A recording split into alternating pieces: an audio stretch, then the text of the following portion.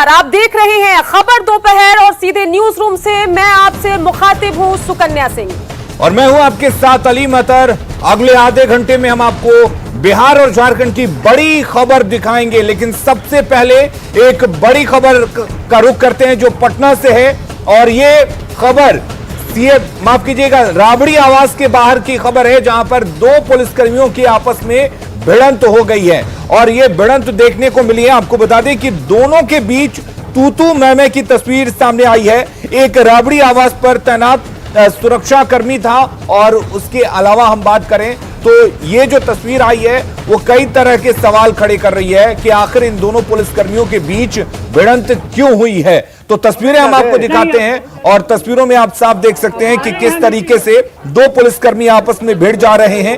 एक राबड़ी आवास पर तैनात सुरक्षा कर्मी है तो दूसरा सचिवालय थाने के एसएचओ बताए जा रहे हैं। सुरक्षा कर्मी का कहना है कि सचिवालय एसएचओ इसी तरह से अक्सर करते हैं और आने वाले समर्थक के लिए गलत शब्दों का इस्तेमाल करते हैं। इस वक्त हम 10 सर्कुलर रोड राबड़ी देवी आवास के बाहर का नजारा दिखा रहे हैं। देखिए जो सुरक्षा कर्मी है वही आपस में यहाँ पर भिड़ चुके हैं। जो सचिवालय थाने की पुलिस है वो यहाँ पर मौजूद है और दूसरी ओर तेजस्वी आवास या फिर कह लें कि राबड़ी देवी के आवास में जो सुरक्षा कर्मी है वो यहाँ पर भिड़े हुए हैं। और खास तौर पर देखिए इन दोनों के बीच तू मैं हो रही है और आपत्तिजनक शब्दों का यहाँ इस्तेमाल भी किया जा रहा है। और ये देखिए यहाँ पर किस तरीके की यहाँ पर तस्वीर। आप इसमें कैंपस में कैसे आ गए? इस कैंपस में आप कैसे आ गए? यहाँ 10 नंबर के कैसे आप आ गए?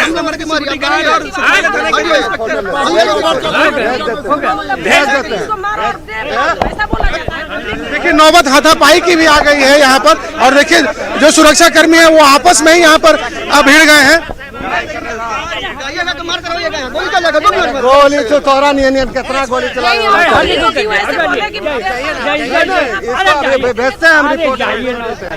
क्या हुआ है? आप यहाँ पर आए थे? क्या हुआ? कुछ नहीं है, कुछ नहीं आपस की बात है। तो जी क्या हुआ? कुछ नहीं हुआ। यहाँ पे जो अनावश्यक लोग थे उनको हटाया गया, उस पे ये लोग रिएक्ट कर रहे हैं, यही बात है।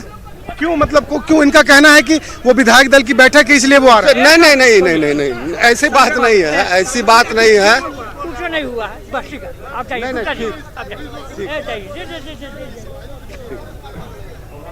तो देखिए जो पुलिस है जिसकी ड्यूटी यहाँ पर लगाई गई थी ताकि सीएम हाउस भी है और यहाँ पर राबड़ी देवी का आवास भी है, इसलिए कोई हंगामा न हो। क्या हुआ है मैडम? यहाँ ड्यूटी कर रहे हैं और आगे यहाँ पे पब्लिक आई थी, उन लोगों को बोल रहे हैं कि मार के भगा दो और दे फाड़ो इन लोग को। आप हम लोग यहाँ पे ड्यूटी कर रहे हैं, हम लोग को भी डांट रहे हैं। सचिवालय थाना से आए हुए हैं, बताइए हम लोग ड्यूटी अपना नहीं कर रहे। रोज होता है क्या यहाँ पर सचिवालय पुलिस आकर किस तरीके से? ऐसा करती है, ये जब आते हैं जब ये ऐसे ही करते रहते हैं। पब्लिक आई थी, आने का प्रवेश करने का थी है, इसमें आके हम लोग को भी डांट रहे हैं। क्या आप लोग को क्या बोलते हैं? कह रहे हैं मार के दे फाड़ दीजिए, उन लोग को बुलाइए। जो मिलने वाले आते हैं? हाँ, हम लोग सुरक्षा कर्मी ना। तो देखिए ये राबड़ी देवी के आवास के बाहर जो सुरक्षा कर्मी है उनका कहना है कि जो लोग तेजस्वी यादव से मिलने आते हैं उन्हें सचिवालय पुलिस यहाँ से जबरन हटा देती है। आज भी चूंकि यहाँ विधायक दल की बैठक है और बैठक में कई लोग यहाँ आ रहे हैं तो उन लोगों को पुलिस कह रही है कि यहाँ से हटाया जाए, जिसको लेकर के राबड़ी आवास के सुरक्षा कर्मियों में और सचिवालय थाने की पुलिस में जमकर तू मैं हुई। बात हाथापाई तक पहुंच चुकी है। कैमरा पर्सन मनीष के साथ शैलेंद्र, न्यूज़ 18 पटना। मीटिंग है विधायक और हमारे साथ शैलेंद्र जुड़े हुए हैं। शैलेंद्र, जिस तरीके से तस्वीरें दिख रही थी और आपने भी बातचीत की है, उससे एक बात तो साफ हो गया है कि यहाँ पर जो भी सुरक्षा कर्मी पुलिसकर्मी मौजूद हैं उनके बीच आपस में जो तालमेल दिखना चाहिए वो नहीं दिख रहा। तो क्या यह माना जाए कि राबड़ी आवास के बाहर जो सुरक्षा कर्मी तैनात हैं वो सही तरीके से अपना काम नहीं कर रहे हैं, जिस तरीके से महिला पुलिसकर्मियों ने भी ये बात कही है? बिल्कुल, देखिए पिछले कई दिनों से तनातनी चल रही थी। सचिवालय थाने की जो पुलिस है यहाँ पर उसकी ड्यूटी लगाई जाती है, क्योंकि पटना में जो भी प्रदर्शनकारी होते हैं, चाहे वो शिक्षक अभ्यर्थी हो या न हो, वो चाहते हैं कि जब सरकार उनकी बातों को नहीं सुन रही है तो वो तेजस्वी यादव से मुलाकात करें। कई बार वो यहाँ पर आते हैं, यहाँ भी हंगामा करते हैं, लिहाजा यहाँ सुरक्षा के मद्देनजर सचिवालय थाने की पुलिस की तैनाती की गई है। लेकिन आज चूंकि आरजेडी विधायक दल की बैठक भी है, तो पार्टी कई नेता को शामिल होना है, तो ऐसे परिस्थिति में यहाँ पर जब भीड़ लगनी शुरू हुई तो पुलिस ने लोगों को वहां से हटने का निर्देश दिया, जिसके बाद राबड़ी आवास पर जो तैनात सुरक्षा कर्मी हैं और सचिवालय थाने की पुलिस है, इन दोनों में पहले तूतू में हुई बात, नोकझोंक के बाद गाली गलौज और मारपीट तक पहुंच चुकी है। हालांकि इस पूरे मामले पर आरजेडी के नेता हैं भोला यादव, उन्होंने कहा है कि यहाँ पर गलत हो रहा है, पुलिस रोज ऐसे करती है। लेकिन अभी इस पूरे मामले पर देखना होगा कि आगे क्या कार्रवाई होती है, क्योंकि पुलिस बल के जो सुरक्षा में जो तैनात लोग हैं वही आपस में भिड़े, उन लोगों ने ही मारपीट की है। 10 सर्कुलर रोड के बाहर का ये नजारा था, अफरा तफरी की स्थिति हो गई थी उस वक्त जब पुलिसकर्मी ही आपस में उलझ पड़े थे। सचिवालय थाने की पुलिस और राबड़ी देवी आवास पर जो तैनात सुरक्षा कर्मी हैं वो लोग बात मारपीट तक पहुंच चुकी थी। हालांकि अभी भी सारे लोग यहाँ पर मौजूद हैं और अभी भी तनाव की स्थिति यहाँ पर बनी हुई है। सचिवालय थाने की पुलिस ने इस पूरे घटना की जानकारी अपने आला अधिकारियों को दे दी है। जी चलिए शैलेंद्र, बहुत बहुत शुक्रिया आपका तमाम जानकारी देने के लिए। तो वाकई ये तस्वीरें हैरान करने वाली हैं, क्योंकि राबड़ी आवास के बाहर अगर ये सुरक्षा कर्मी तैनात हैं और इनमें आपसी तालमेल नहीं है तो ये सच में बिल्कुल अचंभे की बात है, हैरत की बात है। भोला यादव ने क्या कुछ कहा, इस पर सुन लेते हैं। इस तरह से रोकने का कार्रवाई इन लोगों ने किया है तो निश्चित रूप से गलत है, क्योंकि जब नेता प्रतिपक्ष हैं तो इनके बाद इनसे मिलने के लिए बिहार के जितने भी पीड़ित लोग हैं, फरियादी हैं, वो आएंगे और सरकार के जो गलत नीति है, गलत कार्यक्रम है, गलत काम है, उसके बारे में इनको बताने के लिए आएंगे। इसके लिए यदि कोई पुलिसकर्मी इनसे मिलने के लिए रोकता है तो दैट इज वेरी रॉन्ग। इसकी जितनी भी निंदा की जाए कम है। तो अलीम, देखा आपने कि जिनकी जिम्मेदारी है राबड़ी आवास के बाहर सुरक्षा व्यवस्था सुचारू हो, वो आपस में भिड़ रहे हैं और वहां पर जो महिला सुरक्षा कर्मी है वो कंप्लेन भी कर रही है। तो क्या कुछ सुरक्षा व्यवस्था वहां पर होगी, इसका अंदाजा हम लगा सकते हैं। चलिए बढ़ते आगे, रुक करते हैं अगली खबर का, जहां इस खबर की अगर हम बात करें तो 94,000 शिक्षकों की बहाली का ये पूरा मामला है। अपनी मांगों को लेकर ये लोग एक और तो धरना प्रदर्शन कर रहे हैं, वहीं अब इस पूरे आंदोलन को राजनीतिक तौर पर हाईजैक करने की कवायद भी चल रही है। तेजस्वी यादव इस आंदोलन में शामिल हो गए हैं और इन सब के बीच जो अभ्यर्थी हैं उनकी सीधी सादी मांग है कि हमें जो है आप नियोजन दीजिए, बहाली दीजिए, काउंसलिंग के डेट का ऐलान कीजिए, हमें नौकरी चाहिए, हमें कोई मतलब नहीं है नेता विरोधी दल से, सत्ता पक्ष से, हमें बस सरकार जो है बिहार की सरकार वो हमें नौकरी दे।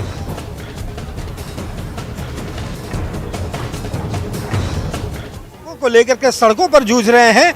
ठंड के मौसम में भी उन पर लाठियां चलाई जाती हैं, लेकिन उसी के साथ साथ सियासत भी शुरू हो गई है। राजनीतिक दल इसमें जो है अपनी सियासत कर रहे हैं, लेकिन जो शिक्षक अभ्यर्थी है वो क्या सोचते हैं वो हमारे साथ है। देखिए, जिस ढंग से आप लोग लगातार अपनी मांग रख रहे हैं उसमें राजनीति भी शुरू हो रही है। आप लोग अपनी मांगों को लेकर के क्या कहें? सर, सत्ता पक्ष राजनीति का नाम दे रही है। हम 48 घंटे से बैठे हुए थे, 48 घंटे बाद हम पे लाठीचार्ज किया गया।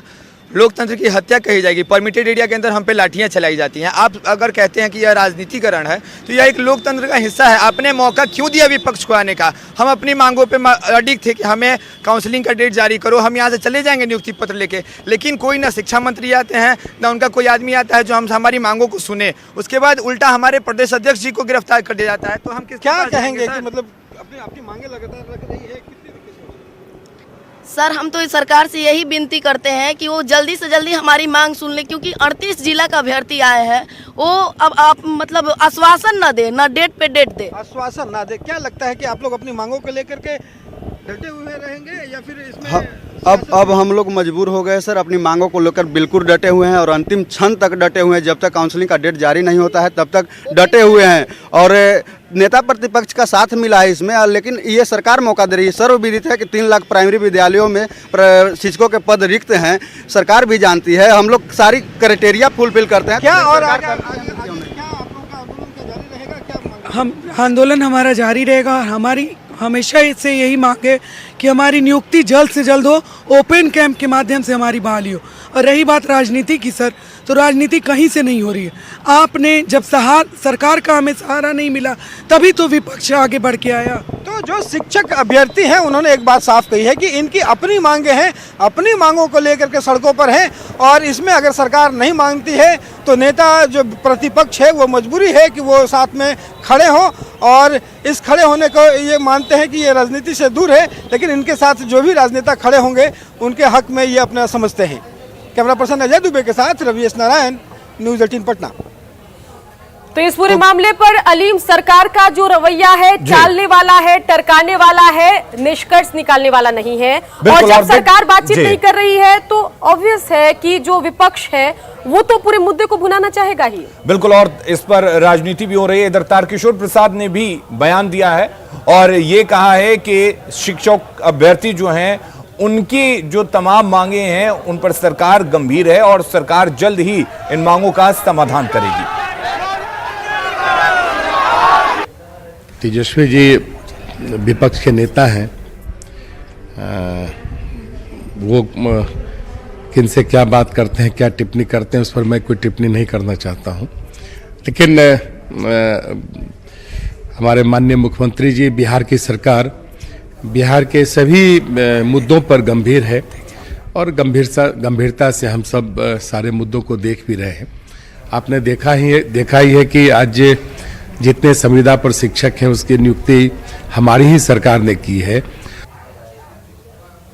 तो बिल्कुल आश्वासन की बात तारकिशोर कर रहे हैं उप मुख्यमंत्री, लेकिन इंतजार है नतीजों का, बहाली का। चलिए बढ़ते आगे, बात करते हैं झारखंड की। बेशक बिहार में 94,000 शिक्षक जो है वो बहाली का इंतजार कर रहे हैं, रोजगार का इंतजार कर रहे हैं, लेकिन झारखंड के लिए अच्छी खबर, क्योंकि झारखंड में रोजगार की बहार आने वाली है, क्योंकि जेपीएससी को एक साथ 4 परीक्षा लेने की अनुमति मिल गई है। पूरा मामला क्या कुछ है वो भी आपको बता दें।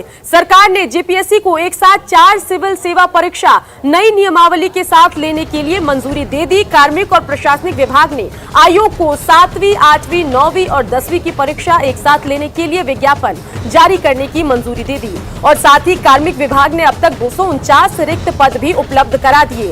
हालांकि इसमें रिक्तियों की संख्या घट या बढ़ सकती है, क्योंकि अभी कुछ और विभाग की ओर से रिक्तियां भेजी जानी है। बाकी रिक्तियां मिलते ही इस महीने के अंत तक विज्ञापन जारी किए जाने की संभावना है। जिस महीने में विज्ञापन जारी होगा उसके अगले महीने की 1 तारीख को उम्र सीमा का कट ऑफ डेट होगा और इसके साथ ही इस परीक्षा में शामिल होने के लिए उम्मीदवारों के लिए कोई संख्या निर्धारित होगी, यानी परीक्षा में शामिल होने के लिए कोई लिमिटेशन नहीं है। राज्य सरकार ने सिविल सेवा के लिए 15 सर्विस को चिन्हित किया, लेकिन इनमें झारखंड प्लानिंग सर्विस का जिक्र नहीं है।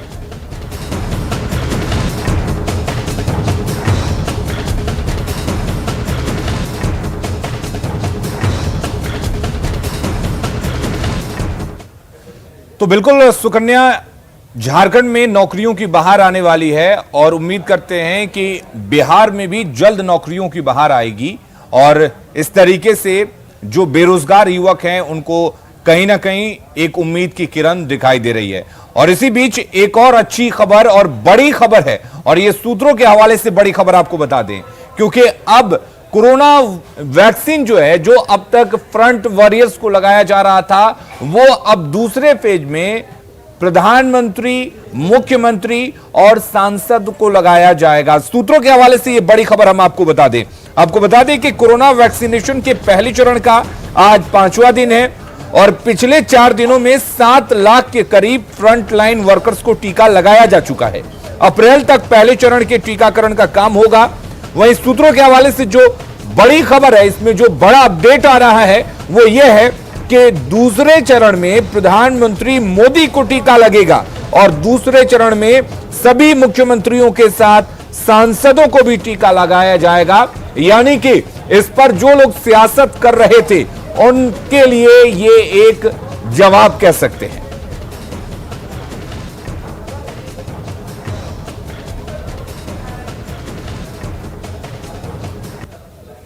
तो देश में ये जो किसान आंदोलन है उसकी चर्चा खूब हो रही है, इस पर राजनीति भी खूब हो रही है। और इन सब के बीच अगर बात करें किसानों की, तो किसानों के लिए क्या कॉन्ट्रैक्ट खेती सही है या गलत है, ये बड़ा सवाल बना हुआ है। अभी हम आपको बिहार से एक खबर बताएंगे जिससे साफ हो जाएगा कि क्या कॉन्ट्रैक्ट खेती किसानों के हित में है या नहीं, या सिर्फ इसे मुद्दा बनाया जा रहा है। बता दें कि कटिहार के कई किसान हैं जो पिछले कई सालों से कॉन्ट्रैक्ट फार्मिंग से जुड़े हुए हैं। उन लोगों ने इस भ्रमजाल को दूर करते हुए अपने अनुभव को साझा किया। कटिहार के दलन और रौतारा में 100 एकड़ से अधिक इलाके में 3 दर्जन से अधिक किसान पिछले कई सालों से आलू की कॉन्ट्रैक्ट खेती से जुड़े हुए हैं। इन लोगों की माने तो कॉन्ट्रैक्ट फार्मिंग न सिर्फ एक बेहतर विकल्प है, बल्कि इसमें कम जोखिम में निश्चित लाभ की गारंटी भी है। कोलकाता की चिप्स बनने वाले कंपनी के साथ पिछले कई वर्षों से ये किसान कॉन्ट्रैक्ट खेती से जुड़े हैं। संवाददाता सुब्रत ने इन किसानों से बात की। किसान आंदोलन के दौरान देश में कॉन्ट्रैक्ट खेती को लेकर किसानों में कई तरह का भ्रम फैलाया जा रहा है, लेकिन कटिहार का ये इलाका है और कृषि के लिए काफी संभ्रांत है। बड़ी बात अभी है, ये आप भी देख सकते हैं, लंबे खेत है और कई एकड़ में आलू लगा हुआ है और ये सभी कॉन्ट्रैक्ट खेती का है। हमारे साथ कॉन्ट्रैक्ट खेती से लंबे दिनों से जुड़े हुए किसान हैं। आइए उन लोग से बात करते हैं, क्या है कॉन्ट्रैक्ट खेती का फायदा और क्या है इससे। कितना दिनों से कर रहा है ये कॉन्ट्रैक्ट खेती, कब से कर रहा है? 2012 से। क्या लगता है इस पे क्या होता है? बहुत अच्छा मुनाफा है। क्या परेशान मैंने चर्चा होता है कॉन्ट्रैक्ट में ठीक से पैसा नहीं दिया जाता है? नहीं, पैसा तो ठीक ठाक मिलता है। क्या लगाया क्या है अभी? आलू लगाए हैं। अच्छा, तो क्या बोलेंगे अन्य किसान लोग को? कॉन्ट्रैक्ट खेती करना चाहिए? करना चाहिए। कितना एकड़ में भी हो रहा है पूरा इलाका? पूरा इलाका में 150 एकड़ होता है। करना चाहिए, कॉन्ट्रैक्ट वाला खेती करना चाहिए। क्या होता है, सब फायदा क्या है? फायदा यही है कि उसमें फिक्स है। अच्छा, जो रुपया ही ले, 10 रुपया ले, 8 रुपया ले, 7 रुपया ले, उसमें फिक्स है। देसी आलू का फिक्स नहीं है, इसीलिए कॉन्ट्रैक्ट वाला खेती करना चाहिए। 2 रुपया भी हो जाता है तो भागता नहीं है, लेकर जाता है। जो फिक्स कर दिया वो लेकर जाता है, तो फायदा है ना? जी फायदा है। निश्चित तौर पर यह इलाका कृषि के लिए संभ्रांत है और आप देख सकते हैं बड़े स्तर पर यहाँ कॉन्ट्रैक्ट खेती के माध्यम से फिलहाल आलू की खेती किया जा रहा है और किसानों को माने तो ये काफी फायदेमंद है और इसी से आगे और भी बरकत हो सकता है। सुब्रत, न्यूज़ 18 कटिहार। तो बिल्कुल सुकन्या, कृषि कानून को लेकर कई किसान देश में विरोध कर रहे हैं, कॉन्ट्रैक्ट फार्मिंग पर सवाल उठा रहे हैं और जो सवाल उठा रहे हैं उनके लिए ये कटिहार से एक जवाब ही कह सकते हैं कि यहाँ के किसान बड़े खुश हैं कॉन्ट्रैक्ट फार्मिंग से। एक चिप्स कंपनी से इन्होंने आलू की पैदावार को लेकर कॉन्ट्रैक्ट कर रखा है और इन्हें एक फिक्स रेट दिया जाता है। इनका यह भी मानना है कि जो फ्रीडम होती है या कॉन्ट्रैक्ट फार्मिंग के बाहर की खेती होती है उसमें कोई रेट फिक्स नहीं होता और इसकी तस्वीरें कई बार देखने को मिली थी। हाल में आपने देखा था कि गोभी की फसल को एक किसान ने खेतों से में अपने ट्रैक्टर से रौंद दिया था, तो शायद ये उसी का नतीजा है। अगली खबर का रुख कर लेते हैं और अगली खबर जो है वो मधेपुरा से है, जहां पर हथियारबंद अपराधी पूरी तरह से बेलगाम हो चुके हैं और खुलेआम लूटपाट की घटनाओं को अंजाम दे रहे हैं। आप अंदाजा लगा सकते हैं कि एक व्यवसायी से सिर्फ 50 सेकंड में 4.5 लाख रुपए की लूट हो गई।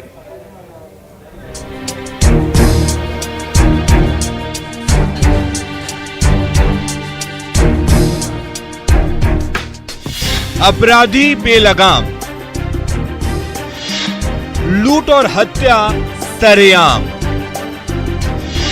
जिले की जनता त्राहिमाम। सीसीटीवी की ये 4 तस्वीरें उस डकैती की गवाह हैं जिसे डकैतों ने रात के अंधेरे में पुलिस की चुस्ती और गश्ती को चुनौती देते हुए अंजाम दिया है। तस्वीरें मधेपुरा जिले के स्टेशन चौक स्थित किराना दुकान की हैं। क्या किया, ये तो खुला ही था, वो था, उसको लॉक तोड़ दिया। कितना राशि लूटा है? लमसम 3 से 4 के लमसम। चोरी की ये तस्वीरें उसी रात की है जिस रात जिले के टाउन थाना में एक और उपद्रवी तोड़फोड़ कर रहे थे, तो वहीं दूसरी ओर हथियारों से लैस बाइक सवार 6 बदमाश चोरी की घटना को अंजाम दे रहे थे। दुर्भाग्यपूर्ण है कि मधेपुरा मुख्य मार्ग में इस तरह का घटना घट गया, लेकिन एक चीज का है कि ये सुशासन की सरकार है, नीतीश जी एनडीए की सरकार है। अपराधी कोई भी है बचेगा नहीं, पकड़ा जरूर जाएगा। ठीक है, लूटकांड कर लिया, लूट लिया, लेकिन मैं इतना आश्वस्त जरूर हूँ कि मधेपुरा प्रशासन इस अपराधी को जल्द से जल्द पकड़ के जो व्यापारी बंधु का नुकसान हुआ है उसका धन उनको वापस लौटाने का काम करेगा।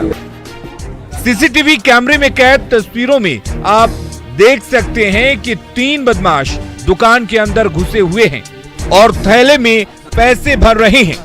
वहीं एक अपराधी हाथ में हथियार लिए दुकान की गेट पर खड़ा है, तो बाकी के 2 चोर सड़क पर खड़ी बाइक पर बैठे हैं। बदमाशों ने इस पूरी वारदात को 50 सेकंड में अंजाम दिया है।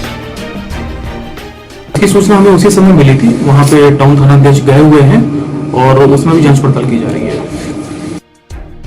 आलू प्याज के थोक विक्रेता की दुकान से 4 लाख की लूट के बाद पुलिस सख्ते में है और कारोबारी दहशत में है। तुर्बसू, न्यूज़ 18 मधेपुरा। तो चलिए अब बात करेंगे राजधानी पटना की, जिसको स्मार्ट बनाने के लिए लगातार कवायद चल रही है और इसी कड़ी में जो है कई बस स्टॉप बनाने के लिए करोड़ों रुपए खर्च किए गए। लेकिन उन बस स्टॉप की स्थिति क्या है वो हम आपको बताने जा रहे हैं।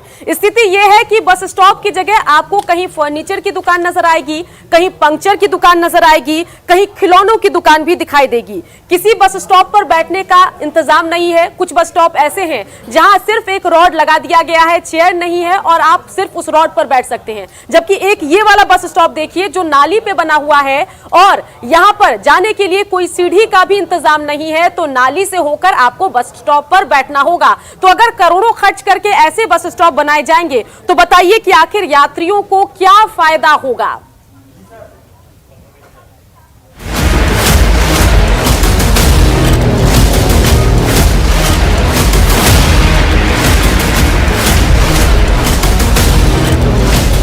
पटना शहर को स्मार्ट बनाने के लिए कई प्रयोग किए गए, नई नई बसें खरीदी गई, बसें चलाई गई, बस स्टॉपेज जो है वो कई बनाए गए। करोड़ों की लागत से 50 से ज़्यादा बस स्टॉपेज बनाए गए, लेकिन सारे बस स्टॉपेज जर्जर हालत में हैं। अभी हम खड़े हैं पटना के गोलघर बस स्टॉपेज पे और गोलघर बस स्टॉपेज की हालत ज़रा देखिए। और यहाँ पे आप देख सकते हैं कि यहाँ पे कैसे दुकान खुल गई है। और यहाँ पे अगर आपको दिखाऊं कि ठीक इसके सामने जो है वो कमिश्नरी है, कमिश्नर का ऑफिस जो है वो आप ज़रा देखिए। और कमिश्नरी के ऑफिस के ठीक सामने ये बस स्टॉप है और बस स्टॉप पे यहाँ पे कैसे बस स्टॉप पे अतिक्रमण होता है उसकी ज़रा एक तस्वीर आप यहाँ पे देखिए।